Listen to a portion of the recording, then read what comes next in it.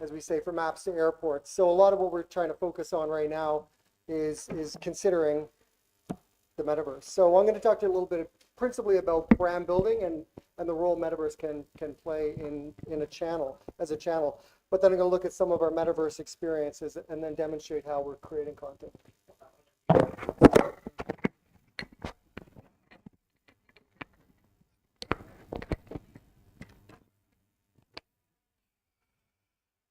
So first thing I want to do is talk about our brand. So obviously, presumably everybody knows Hsbc. We're a really big brand. So I'm going to show you a little bit about our brand and then talk a bit about how the metaverse is really just one channel within it.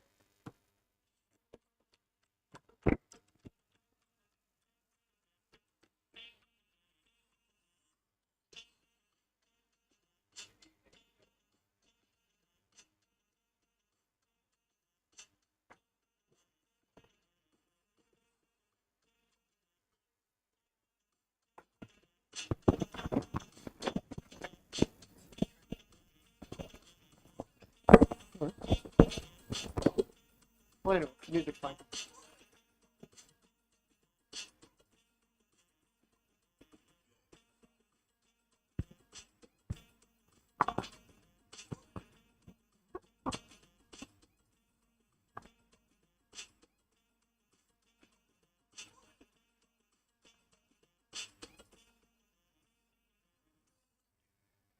So that's our brand across 60 markets and different channels and so on. So what we want to do is start thinking about the metaverse. Which role does the metaverse actually play within this? So the way I describe it is it's an experience layer that's increasingly being developed on Web3 technology, but it's just another nascent channel that enables new and interesting user experiences. So it's really just part of the brand and just another channel. So when you start thinking about how we've activated our brand into metaverse experiences, this is a campaign we did this summer on Minecraft. So you can see the depth of creativity that goes into it. And so for someone like me, looking at it from a brand management and brand design point of view, I've got to evaluate, is this on brand? Does this feel like something that we want to reflect and share? And so this was principally run really like an ad campaign in Minecraft, and it was used principally to drive credit card conversions and activations. And it was actually really, really successful. And some of the other things we've done is work with the Sandbox. So I think a lot of people would have heard about the Sandbox and our partnership within it.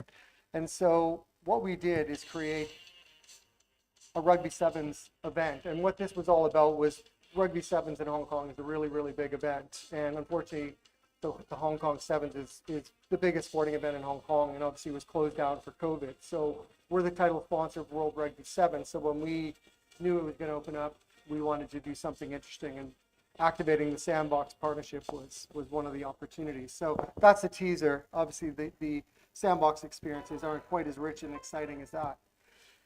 So what we did is actually created a campaign. We built the stadium there. We've done a lot of PR around it.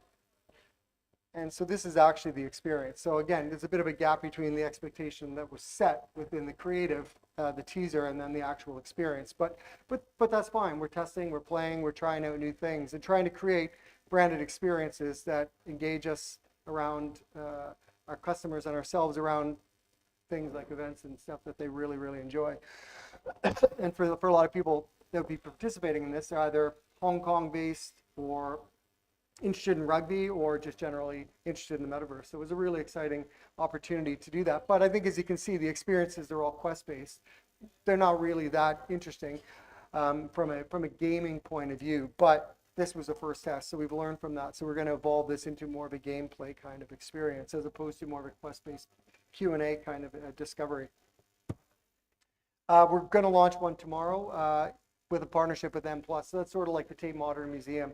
And so what we're going to do is create a full virtual gallery with NFTs and the experience of our avatars within it. And we're also, so we created a full, basically a virtual art gallery featuring a lot of the work that was created for this, but then also featuring a lot of the artists, local artists within rooms and spaces as well. So the experience, you go in, you choose your avatar, and then you can really go around and explore it. Really exciting.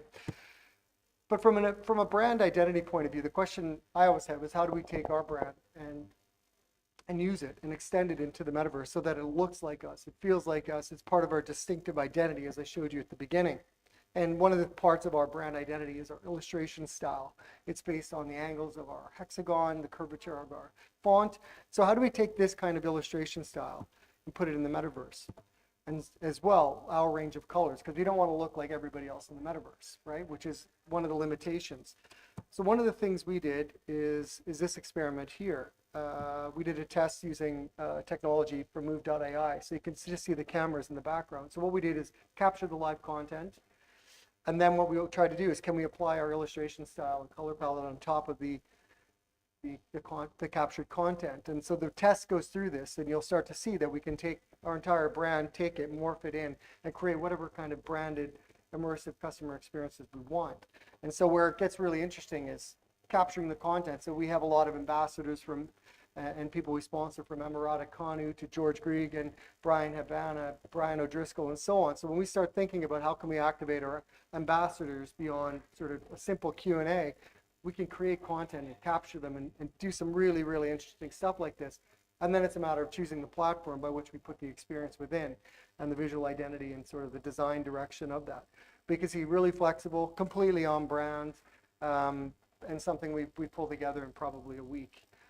Really, really interesting kind of creative. But again, once we start doing this, we can, we've already got our executives really interested in wanting to do this so that they can start delivering presentations. Because a lot of what we do is also about what we call financial fitness. So teaching different people about, as you can imagine, doing well in financial stuff. And when you're speaking to children and younger people, sometimes these kind of experiences and mediums are a lot better than old guy, gray guy in a gray hair and in a gray suit talking to you about how to manage your finances. So it allows us to take our brand, reach into entirely new channels, communities, and create really immersive new experiences that really capture what the people are there to do. And so really just the last slide I have is really looking at how do we do this as a group. We're in 70 markets, hundreds of websites, hundreds of apps, thousands of ATMs. So what we have at Hsbc is an open design culture. And last week we ran a festival, about 23 events, with over 2,000 people came. And really what the celebration was all about, open creativity. So that's what we're doing as a group, is we're learning from the front edge, people on the front line, and they're sharing, communicating back to us what they're doing in Hong Kong and different markets, Malaysia, Singapore. And so we're to bring it back to the brand, share it, create it, iterate it, scale it, and then create guidelines and toolkits so that we have a centering point around what good looks like. What is a brand experience around that? And that's how we create our holistic brands, from apps to airports, events, metaverse experiences, and really everything in between. And so with that, so while nascent, the metaverse will emerge as a mainstream medium that connects people and their identities around shared experiences and utility. So that's it. Thank you very much. Thanks so much, Stephen. Really appreciate that. Do you have time for a few questions? Yeah. Does anyone else have any questions here?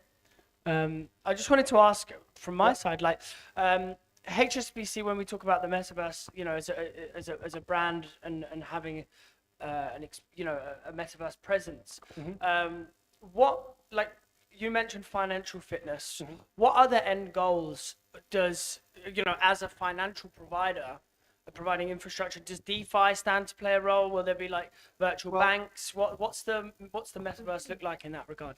Well, in the metaverse, I don't anticipate transactional banking anytime soon. The limitation we have is from a regulatory point of view and from a strategic point of view. We don't trade in cryptocurrencies. We don't invest in them. We don't advise people investing in them.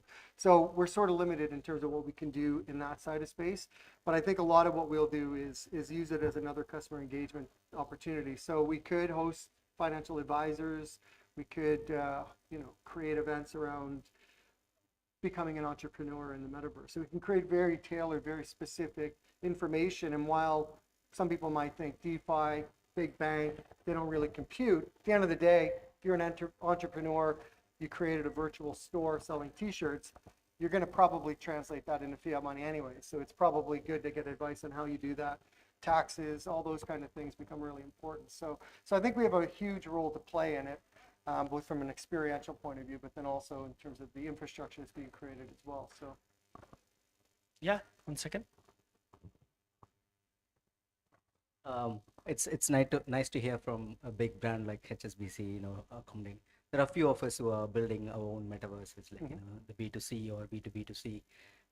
Do you think HSBC as a brand can establish and provide those services which you explain in other metaverses? For example, like Yeah. in my metaverse, like Mhm. there are users, age ranging from like youngsters to old people. Yeah. Right. Let's say they need some services on the banking side, or any of the services you provide, Mhm. even the one which is a financial education and stuff. Yeah, Can well- you actually replicate or open branches in our metaverses, like because Well, I think that's further ahead than we've thought of. I think right now we're still looking at who are the dominant players and sort of your traditional sort of almost marketing approach. It's if you choose a destination, how are you going to get them there? How are you going to get them keep coming back? How do you sustain that interest and refresh it?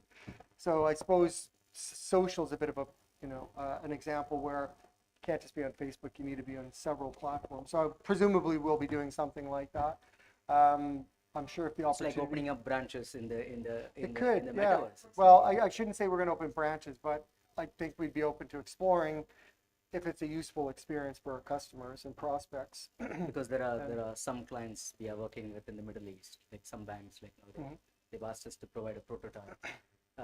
So what they are saying is like now not in the bigger metaverse, but at least the metaverse experience, like apart from their online digital channels, Yeah, metaverse as a third channel. that's it. It's just another channel. Another channel, yeah. Yeah. And then like providing customer service or even like different whatever the branches Yeah, offering. and it's again, to use the social analogy, it's which ones you bet on. So there was all the other ones that we didn't probably follow, but we went with the mainstream ones, and we're not even on all the mainstream ones. But yeah, so I think we'll have to gauge the opportunities, but I think if our customers are there and there's a valuable exchange of services or experiences, then yeah, we'll probably explore it. But right now we're in Minecraft. We're building our own on the Unreal Engine. We're on Sandbox. So yeah, I'm sure there'll be a lot more. Thank you. Good, thank you. Thank you very much. Awesome. Well, thank you very much, Steve. It's a real pleasure. Could we put our hands together and give Stephen a round of applause? Thank you so much you for very coming much. to share your experiences. Thank you. Okay.